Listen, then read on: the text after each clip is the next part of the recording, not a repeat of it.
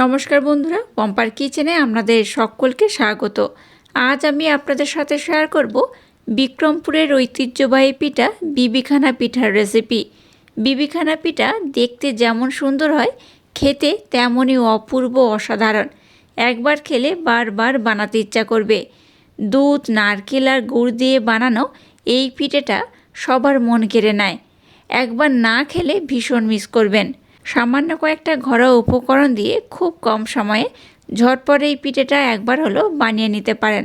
আশা করছি বাচ্চা থেকে বড় সবাই ভীষণ পছন্দ করবে আর খুব মজা করে খাবে। তাহলে চলুন দেরি না করে আজকের এই বিবিখানা পিঠার রেসিপিটা দেখে নেওয়া যাক। আজকে যে পিঠেটা বানাবো তার জন্য প্রথমে দেখুন, এটা বড় কাপের মাপ করে 1 কাপ আমি লিকুইড দুধ নিয়ে নিয়েছি। আর দুধটা কিন্তু বেশ গরম রয়েছে। এই রকম গরম দুধ ব্যবহার করতে হবে। আর দুধটা দেখে বুঝতে পারছেন কতটা আমি ঘন করে ফুটিয়ে নিয়েছি। দুধটাকে কিন্তু একটু ভালোভাবে ঘন করে ফুটিয়ে নিতে হবে। যে কাপের মাপ করে আমি দুধ নিয়েছি সেই কাপের মাপ করে 1 কাপ আমি খেজুরের গুড় নিয়েছি। গুড়টাকে আমি এই গরম দুধের মধ্যে দিয়ে দেব। গুড়টাকে গরম দুধের মধ্যে দিলে কি হবে, গুড়টা কিন্তু খুব সুন্দরভাবে মেল্ট হয়ে যাবে। তাই দুধটাকে একটু গরম রেখে গুড়টাকে ব্যবহার করবেন, তাতে করেই কিন্তু গুড়টা খুব সুন্দরভাবে দুধের সাথে মেল্ট হয়ে যাবে। এইভাবে কিন্তু কন্টিনিউ একটু নাড়াচাড়া করবেন, তাতে করে খুব সুন্দর করে গুড়টা মেল্ট হয়ে যাবে।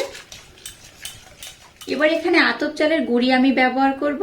তো যে কাপের মাপ করে আমি দুধ ব্যবহার করেছি এই কাপটা কিন্তু সেই কাপের অর্ধেক। তো আমি কিন্তু বড় কাপের মাপ করে, মানে যে কাপে দুধ ব্যবহার করেছি, মোট কত কাপ আমি চালের গুঁড়ি ব্যবহার করব বলে দেব। তো প্রথমে বড় কাপের মাপ করে 1/2 কাপ আমি এখানে চালের গুঁড়ি নিয়েছি, এটাকে দিয়ে দিলাম। একেবারে চালের গুঁড়ি কিন্তু এখানে দেওয়া যাবে না, অল্প অল্প দিয়ে এটাকে খুব সুন্দর করে কিন্তু এইভাবে ব্লেন্ড করতে হবে। তো প্রথমে আমি 1/2 কাপ চালের গুঁড়ি দিয়ে দিয়েছি। এটাকে আমি খুব সুন্দর করে দুধের সাথে মেল্ট করব। আবারও 1/2 কাপ নিয়ে নিয়েছি। মোট এখানে 1 কাপ আমি চালের গুঁড়ি ব্যবহার করলাম। যে কাপের মাপ করে দুধ বা গুড় ব্যবহার করেছি সেই কাপের মাপ করে এখানে আমি 1 কাপ চালের গুঁড়ি ব্যবহার করলাম। দেখুন মিশ্রণটার ঘনত্ব কিন্তু অনেকটাই চেঞ্জ হয়ে গেছে। তো এইভাবে কিন্তু অল্প অল্প করে চালের গুঁড়ি ব্যবহার করতে হবে। আবার এখানে আমি 1/2 কাপ নিয়ে নিয়েছি। এইভাবে কিন্তু চালের গুঁড়ি একেবারে দিয়ে ব্লেন্ড করবেন না, অল্প অল্প করে ব্লেন্ড করলে এটা ব্লেন্ড করতে সুবিধা হবে আর পিঠের রেজাল্টটাও কিন্তু পারফেক্ট হবে। বড় কাপের মাপ করে 1.5 কাপ আমি এখানে চালের গুঁড়ি ব্যবহার করলাম। 1.5 কাপ চালের গুঁড়ি দিয়ে মিশ্রণটাকে দেখুন খুব সুন্দর করে আমি ব্লেন্ড করে নিয়েছি। দেখে বুঝতেই পারছেন কতটা সুন্দর হয়েছে। এই চালের গুঁড়ি দিয়ে শুধু পিঠে বানালে পিঠেটা কিন্তু অনেকটাই টাইট হবে বা শক্ত হবে। তাই পিঠেটা যাতে নরম হয় তার জন্য কিন্তু এখানে ময়দা একটু অ্যাড করতে হবে। তো 1/2 কাপ ময়দা আমি নিয়েছি। তো অল্প অল্প দেব, এটাকে খুব সুন্দর করে কিন্তু ব্লেন্ড করে নেব।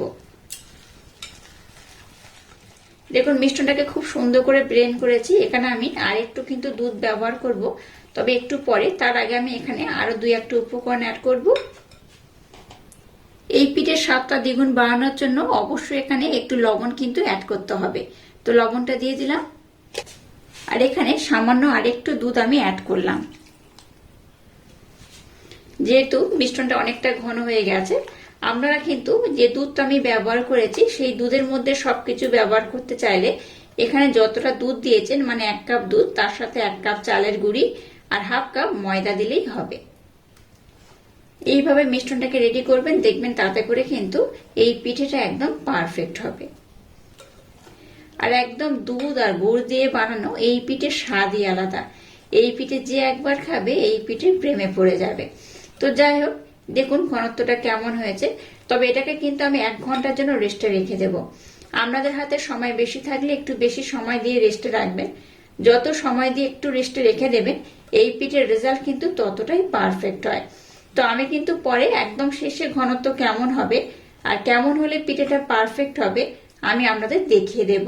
তো এখানে দেখুন আমি এবার মিশ্রণটাকে 1 ঘন্টা কিংবা 1.5 ঘন্টার জন্য রেস্টে রেখে দেব। আর ঘনত্বটা এই মুহূর্তে এরকম রয়েছে। তো আরো যদি একটু দুধের প্রয়োজন হয় সেটা আমি পরে অ্যাড করব। তো এখানে আমি আরো কিন্তু দুটো উপকরণ অ্যাড করবো, সেটা 1 বা 1.5 ঘন্টা পরেই ব্যবহার করব। আর ওই উপকরণ দিলে তবেই কিন্তু এই পিঠের স্বাদটা দেখুন বেড়ে যাবে। তো যাই হোক, মিশ্রণটাকে আমি এবার রেস্টে রেখে দিলাম। আমি আবার 1.5 ঘন্টা পর ফিরে আসছি। মিশ্রণটাকে আমি 1.5 ঘন্টার জন্য রেস্টে রেখে দিয়েছিলাম। 1.5 ঘন্টা পর আবার ফিরে এলাম। ঘনত্বটা দেখুন কেমন হয়েছে। ঘনত্বটা আগে থেকে কিন্তু আর একটু স্মুথ হয়ে গেছে, দেখে বুঝতেই পারছেন। আর যেহেতু চালের গুঁড়ি দিয়েছিলাম, চালের গুঁড়ি কিন্তু খুব ভালোভাবে একদম নরম হয়ে সফট হয়ে গেছে, দেখে বুঝতেই পারছেন ঘনত্বটা কেমন হয়েছে।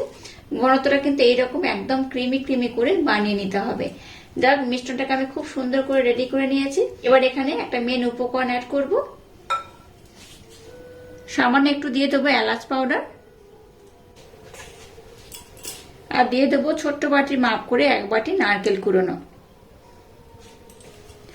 আবারও সমস্ত উপকরণ আমি খুব সুন্দর করে এইভাবে আমি ব্লেন্ড করে নেব। দেখুন কত সুন্দর হয়েছে। আর ঘনত্বটা আপনারা চাইলে কিন্তু আর একটু পাতলা করলেও করতে পারেন, তবে দরকার নেই। ঘনত্বটা এইরকমই রাখলে কিন্তু সব থেকে ভালো হয়। তো যাই হোক, মিশ্রণটাকে দেখুন খুব সুন্দর করে রেডি করে নিয়েছি। এখানে আমি আর কিন্তু অন্য কোনো উপকরণ অ্যাড করব না। বেকিং পাউডার, বেকিং সোডা কোনো কিছু এখানে কিন্তু অ্যাড করা যাবে না। জাস্ট এইভাবে এটাকে বানিয়ে নিলেই হবে। তো দেখুন মিশ্রণটাকে আমি খুব সুন্দর করে রেডি করে নিয়েছি। এবার এরকম দেখুন একটা কেক টিন নিয়েছি, বা আপনাদের হাতের কাছে যেমন পাত্র থাকবে সেইভাবে পাত্রটা ব্যবহার করলেই হবে। এবার এই পাত্রের মধ্যে দিয়ে দেবো অল্প একটু ঘি, খুব বেশি নয়, অল্প করে ঘি দিলে হবে। এবার আমি খুব ভালোভাবে চারিদিকে কিন্তু ঘির প্রলেপ লাগিয়ে দেব। এইভাবে অবশ্যই একটু ঘি ব্যবহার করবেন, তাতে করে পিঠের স্মেলটা খুব সুন্দর হবে, খেতেও ভালো লাগবে। আপনাদের হাতের কাছে ঘি না থাকলে কিন্তু ঘির পরিবর্তে এখানে সাদা তেলও ব্যবহার করতে পারেন, তবে চেষ্টা করবেন একটু ঘি দেওয়ার। ঘি দিলে এই পিঠের স্বাদটা কিন্তু দ্বিগুণ বেড়ে যাবে। ঘিটা দিয়ে দেখুন খুব ভালোভাবে চারিদিকে আমি ঘির প্রলেপ লাগিয়ে দিয়েছি। এবার এই মিশ্রণটাকে আমি উপর থেকে এইভাবে ঢেলে দেব। মিশ্রণটাকে দেখুন এই পাত্রের মধ্যে আমি খুব সুন্দর করে ঢেলে দিয়েছি, দেখে বুঝতেই পারছেন। এবার গ্যাসটা জ্বেলে দিয়ে এরকম একটা কড়া বসিয়ে দিয়েছি, আর কড়ার মধ্যে দেখুন একটা স্ট্যান্ড দিয়েছি। এবার এই পাত্রটাকে আমি কড়ার মধ্যে বসিয়ে দেব। প্রথমে গ্যাসের ফ্লেমটাকে 5 মিনিটের জন্য হাই দেব, তারপর লো করে ঢাকা দিয়ে এটাকে খুব সুন্দর করে বানিয়ে নেব। আর পিঠেটা হয়ে যাওয়ার পর আমি আপনাদের বলে দেব কত সময় লাগলো, আর হয়ে গেলে দেখাবো যে পিঠেটা কত সুন্দর হয়েছে।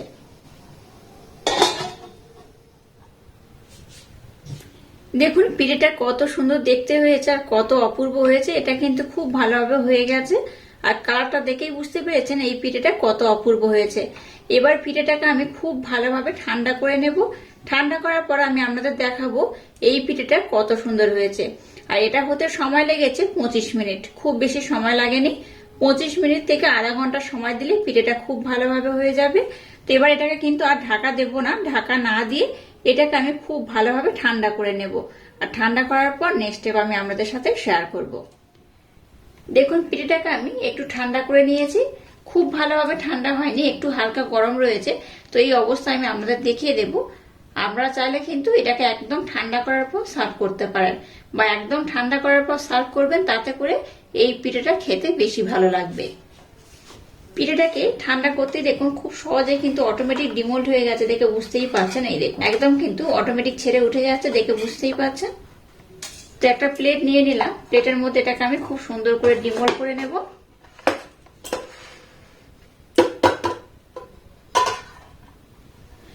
দেখুন কত সুন্দর হয়েছে, সামন পিছন দুদিকটাই কিন্তু খুব সুন্দরভাবে হয়ে গেছে, দেখে বুঝতেই পারছেন কতটা অপূর্ব হয়েছে।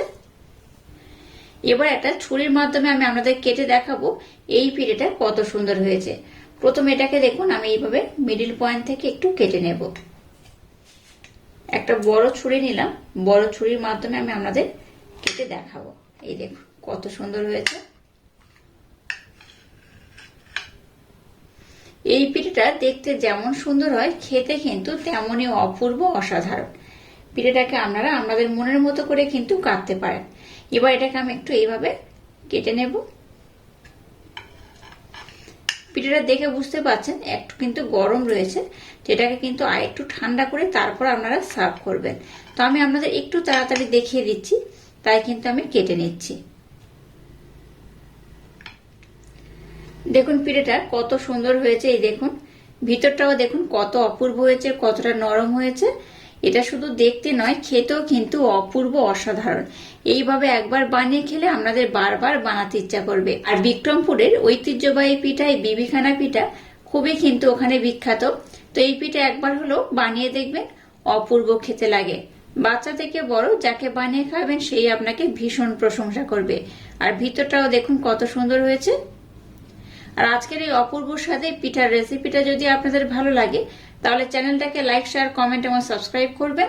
আর পাশে থাকা বেল আইকনটা প্রেস করে দেবেন। তাহলে টাটা, আবার দেখা হচ্ছে নতুন কোনো রেসিপি নিয়ে।